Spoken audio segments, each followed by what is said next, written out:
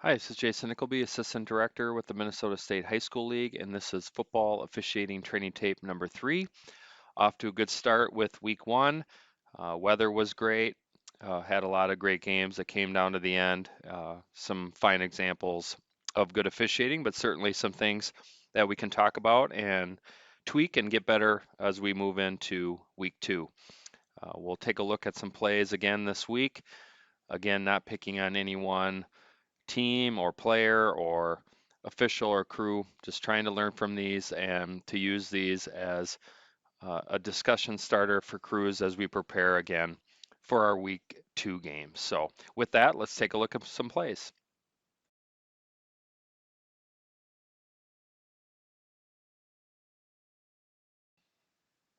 Okay, on this one, I want to talk goal line mechanics.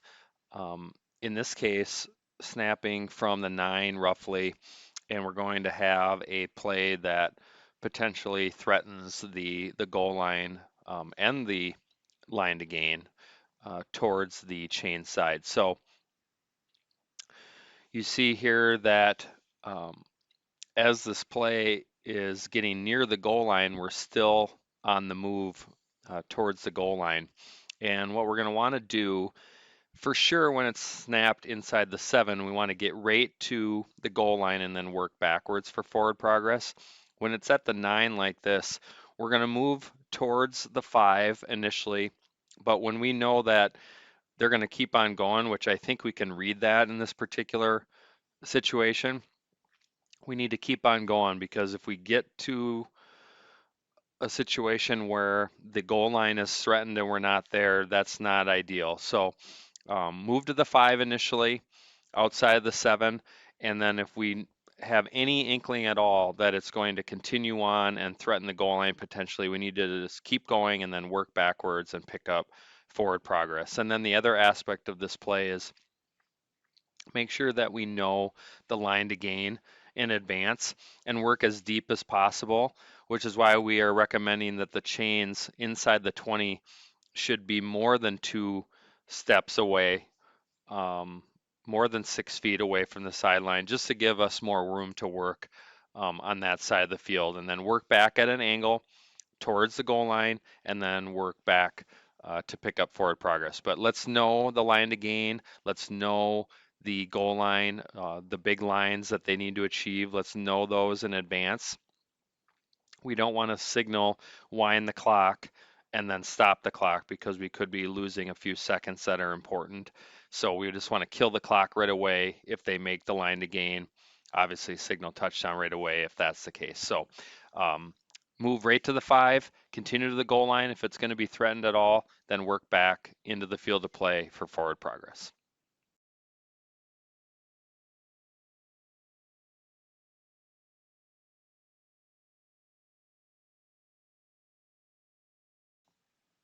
Okay, pass coverage on this one. 2nd and 1, again, not leaving the line of scrimmage until a pass is imminent, which we do here as line of scrimmage, which is excellent. And then we have a really patient whistle here, which is excellent. We could have easily guessed that this receiver stepped out of bounds or was down or progress was stopped or those kinds of things, and we didn't do that.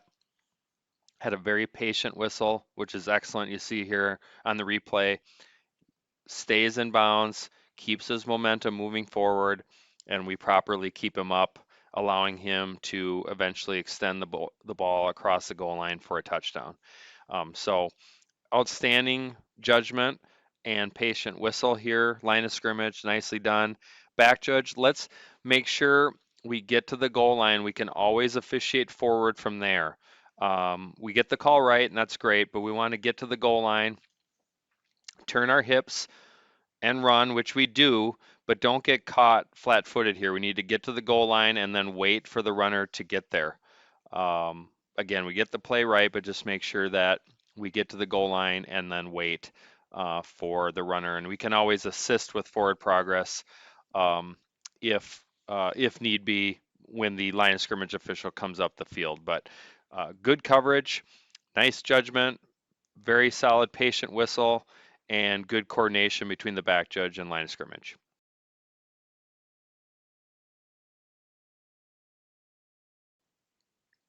Okay, on this one, just a reminder again of what we talked about previously relative to low blocks by players that are not the two players to the left or right of the snapper or the snapper themselves. Um, it's very, very unlikely, even with normal splits, that a tight end is going to be within 4 yards of the ball, um, especially as these players get bigger and bigger.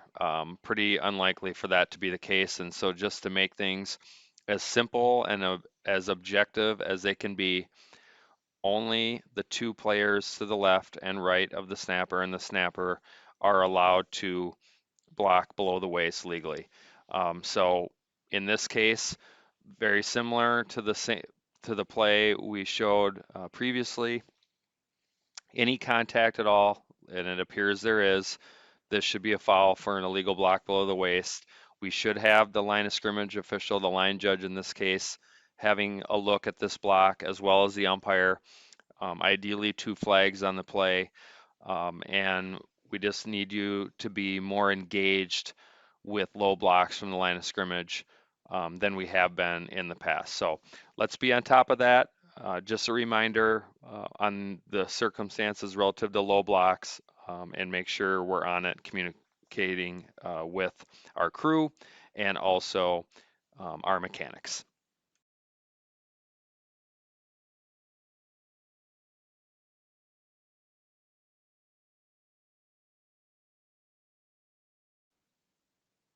Okay, in this play, scrimmage kick, I want to talk coverage, mechanics, and some kick catching interference provisions to keep in mind. So first, line judges, you're releasing at the snap.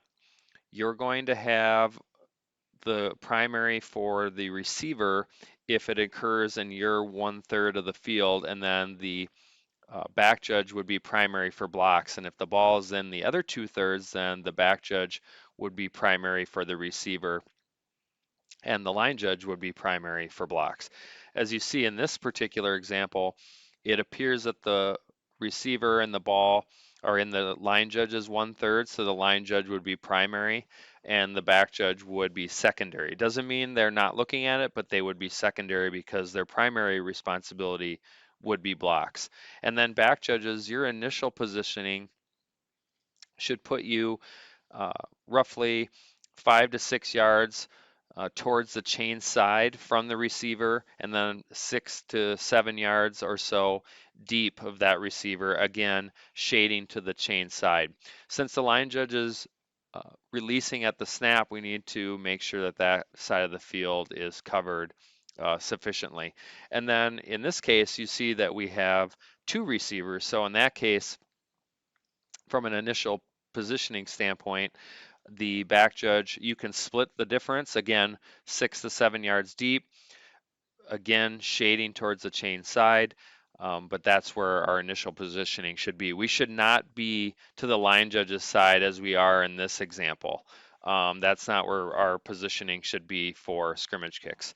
And then when the play is over, the last thing we want to worry about is the football. We want to make sure that we clear players, that we continue to officiate the play, and then once all of that is taken care of, we can worry about the football on the spot. We do have a case of taunting on this play at the end of the play that I think we just don't see because we're too concerned with the football and the spot and those kinds of things. So make sure that we handle our dead ball um, officiating responsibilities before worrying about the ball and the spot. And then as it relates to kick catching interference, we're looking at rule 2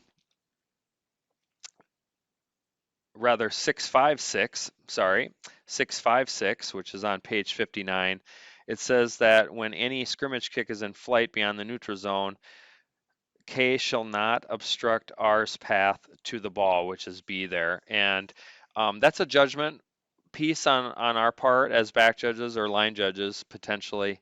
Um, do we feel that the our running motion is affected or the running motion of the receiver is affected? Do they slow down? Do they do an alligator arms kind of movement, bringing their arms in because they feel that kicking team player there Do they um, have a kicking team player that buzzes the tower, so to speak? So if they come by that receiver, run by them and make some contact, not displacing contact, but some, and enough that they know they're there and that they could affect their ability to make the play.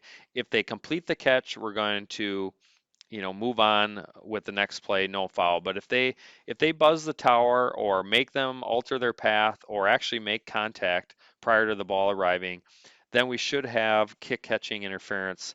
Um, it would be 15 yards from the spot of the foul, an awarded fair catch, or they can take 15 yards from the previous spot and re-kick. And the awarded fair catch aspect is important because if we're at the end of the game and they want to try a um, fair catch field goal attempts where we go into free kick mechanics, um, they could do that out of this foul. So just something to be aware of, that awarded fair catch is part of the penalty structure for kick catching interference. So let's work on our positioning, our coverage, who's responsible for blocks, who's responsible for the receiver, and then be aware that if K obstructs the path, makes contact, buzzes the tower, and causes them to drop the ball, we should have a foul for kick catching interference.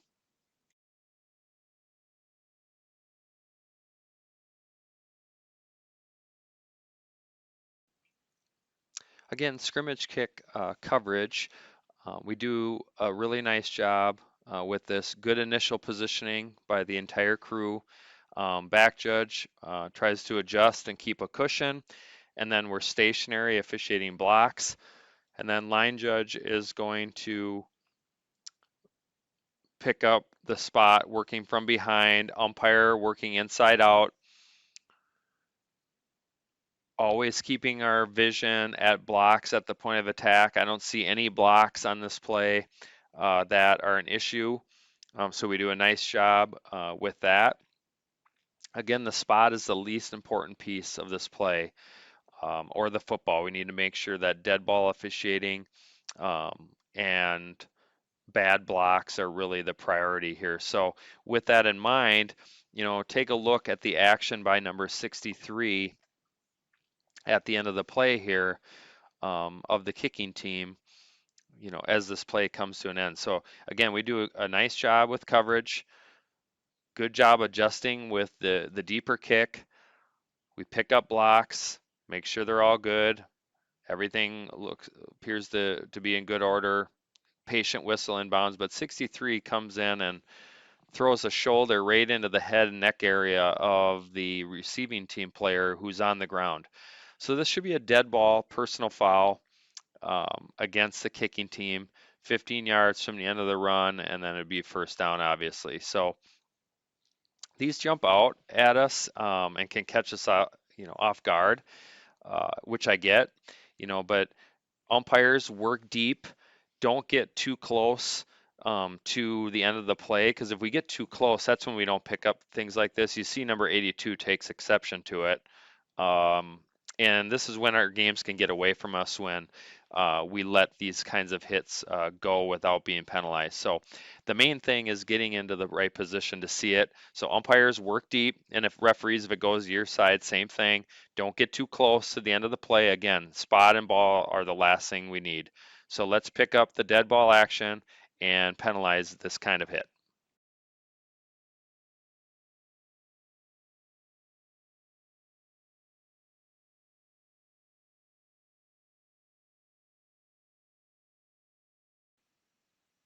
Okay, goal line mechanics here. Snapping from the seven. So remember, seven and in, going right to the goal line, even if a line to gain is involved, which there is in this particular play. And I know the mechanic was different last year, so it's just a reminder on how we're handling these plays for this year, that we're going to move to the goal line, work deep at an angle so we can get deep, and then work back into the field of play to get forward progress as necessary. Um, in this case, there was a line to gain. It was 3rd and 1. Um, we continue moving towards the goal line. We stopped the clock right away, so we knew the line to gain, so that is excellent.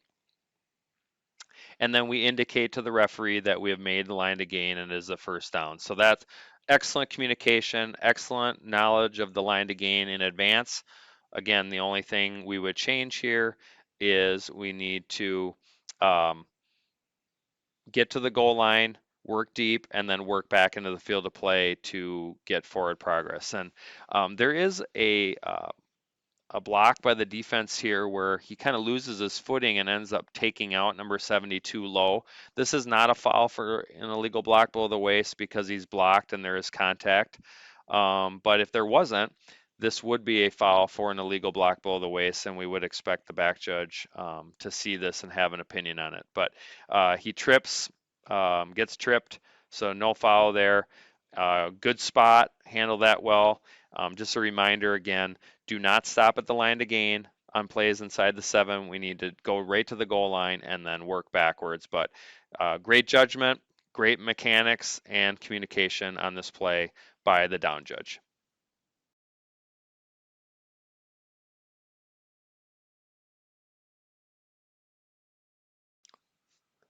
Okay, another scrimmage kick here. So good initial positioning by the crew.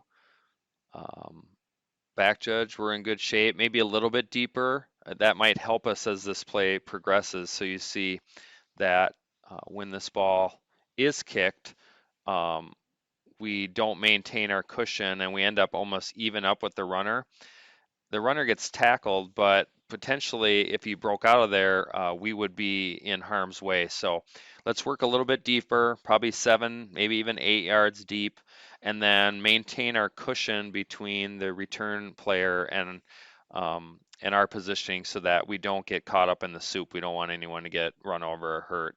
And then we do a nice job of sticking with blocks and then dead ball officiating. So all of that is really good. And then just an interesting piece here. You see on the initial wave of blocks, um, there's what appears to be a takedown by a kicking team player, which is really interesting. That's usually not the case in space, but it sure appears that the kicking team player drags the receiving team player to the ground. And remember, with holding, we're looking at point of attack, material restriction, category, and if we can answer all those questions, we'd have a foul.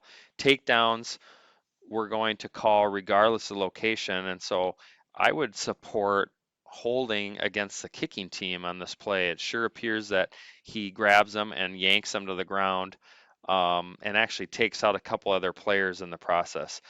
This is one that, because of where the ball ends up, and it's in the 2/3 of the back judge's responsibility for primary on the return players, we're going to have to rely on the line judge to pick up this blocking action. And again, I would certainly support offensive holding if it was called in this case by the kicking team player with the takedown out in space.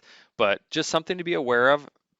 Pretty rare. You don't see this very often down in space on that initial wave. Typically, it's the return team player that's pulling somebody down, but in this case, it sure looks like the kicking team player is pulling the return team player to the ground. And I just want the crew to discuss scrimmage kick coverage, who's looking where, who's responsible for blocks, the returners, all those kinds of things to make sure that we have our eyes on what we need to have our eyes on.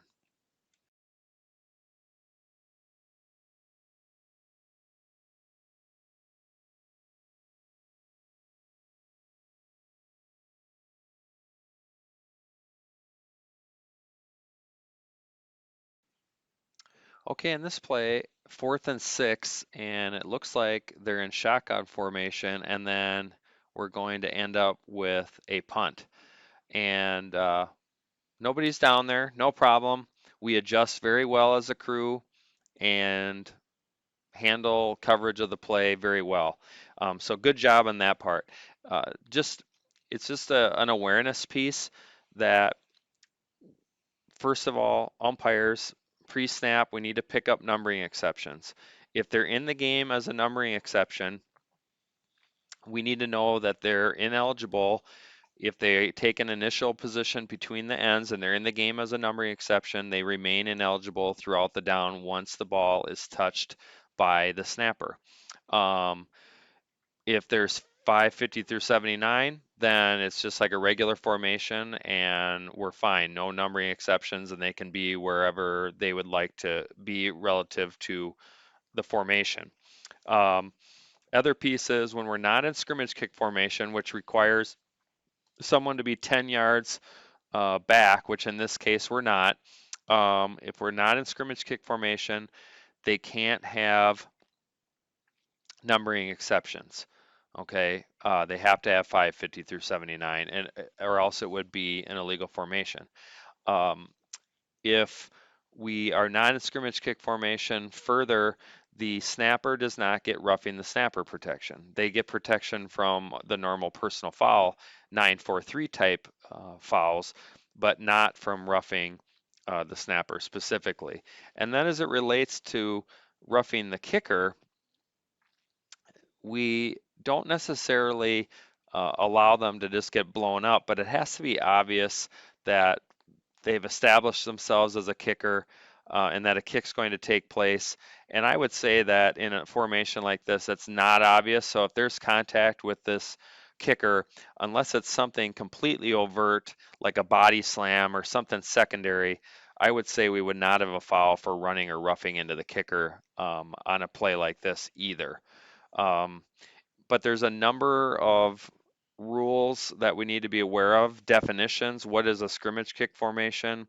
Numbering exceptions: where can they be? What are their restrictions once the ball is touched? What kind of fouls can we have relative to the holder and the kicker, and so on. Uh, just a number of rules that have to be pieced together on a play like this, and none of those happened here, so we're good there. But it's pretty rare to see them line up like this and ultimately kick out of it. And we just need to be aware of numbering exceptions. If they have them out there on a play like this, it would be an illegal formation, because if they're not going to be in scrimmage kick formation, they need to have 550 through 79. And then remember the other considerations relative to the snapper and the kicker. But overall, good coverage. Handle this well. Just some rules knowledge pieces that we'd like you to dig into, just in case this type of formation is used. But even on regular scrimmage kicks, we need to be aware of numbering exceptions: who can touch the ball, who can go out for a pass, who can do all those kinds of things. And umpire, that's really going to fall on you in most cases to be aware of those kind of restrictions.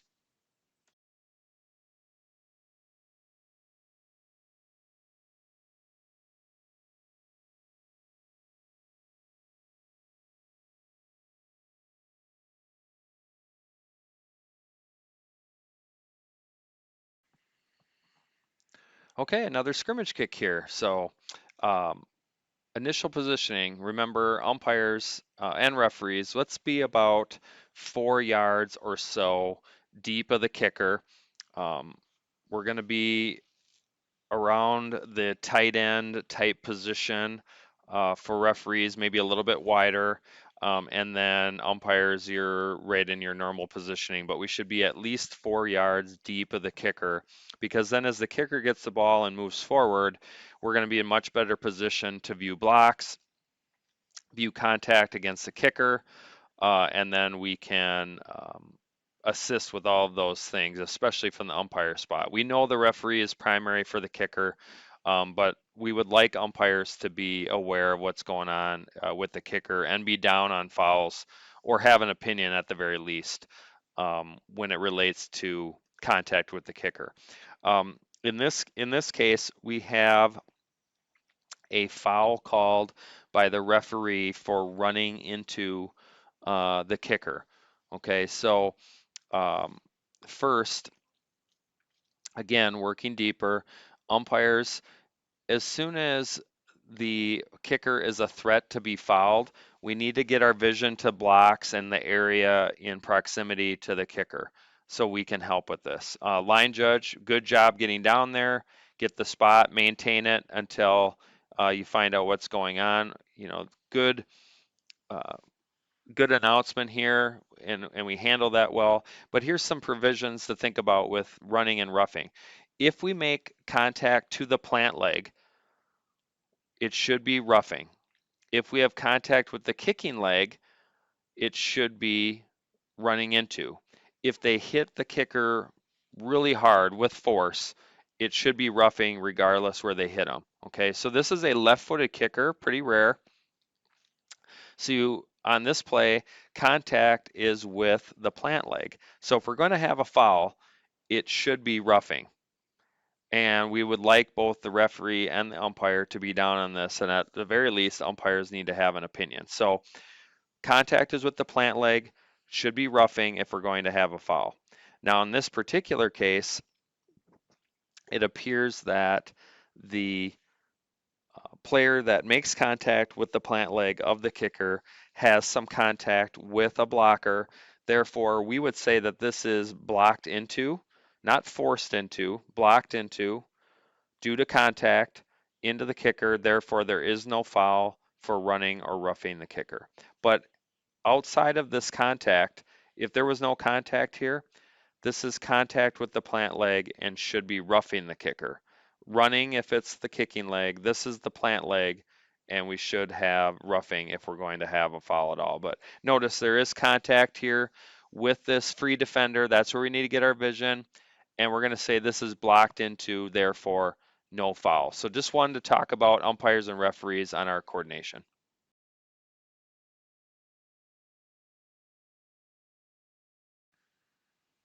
Okay, another scrimmage kick. I know you're surprised at this point. This one just mainly a mechanics piece. Good positioning, good coverage, good hustle, all that's good. But on this case, we have a punt that is kicked out of bounds. Okay, if it goes out of bounds on the fly, we're going to have the referee, you're going to put your hand up in the air and line judge in this case, because it's on that side, you're going to come up the sideline with your hand in the air as well. And as soon as the referee has you in the spot that they want you in, the referee will chop you, and then you can stop and indicate first down from the spot as the line judge does here. So that's for any ball that goes out of bounds on a scrimmage kick on the fly. In this case, it looks like it bounces in the field of play. So this is one that we wouldn't pick up the referee. We would just take this ourselves. But if it goes out of bounds on the fly, referees, put your arm in the air, line judge or back judge, depending on the covering official, pick up the referee. As soon as you get to the spot they want, referees chop them, and then we're going to point first down for the receiving team.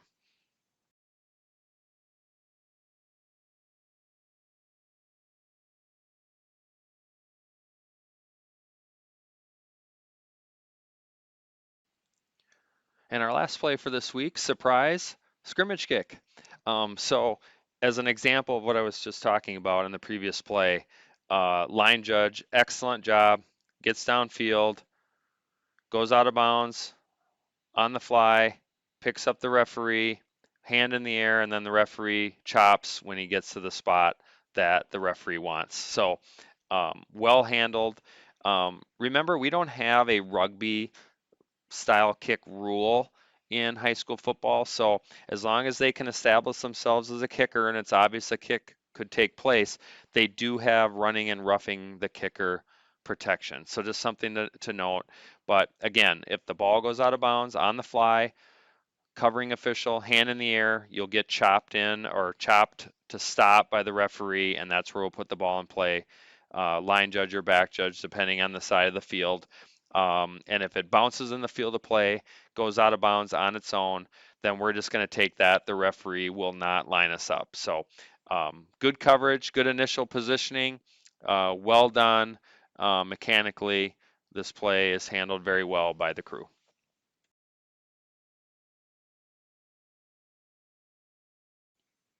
Okay, that will do it for training tape number 3. Obviously, very heavy focus on scrimmage kick rules and mechanics and coverage. Um, we've gotten a lot better at this, but still could work on our initial positioning and then our adjustment as the play develops by back judges in particular. And obviously, we still need to check our initial positioning as referees and umpires and make sure that when we have a free defender who's going to threaten to foul potentially the kicker or the passer, either way, if we have a free defender, we need to get our vision there as umpires and referees. That's our priority, not offensive holding, not anything else at that stage. So that's something to take away from this. And then just our coverage. Who's looking at blocks? Who's responsible for the receivers? Who's responsible for forward progress? All those things that go into officiating these plays. And these are the plays where we have illegal blocks more often than not, change of possession plays as well. And so it's really crucial that we're looking where we need to look and that as a crew, we know where everyone is going to end up looking. So really crucial as a crew, we're on the same page. So please review scrimmage kick mechanics and rules. I know we only have 5 or 6 of them, maybe less a game, but they do have the potential to wreck our game if we're not on top of our coverage and mechanics and rules. So good job last week. Have a good game tonight or this weekend whenever you work. Stay safe and healthy. Make sure you take the quiz on Ref Masters and go over that with your crews. And we'll talk to you next week.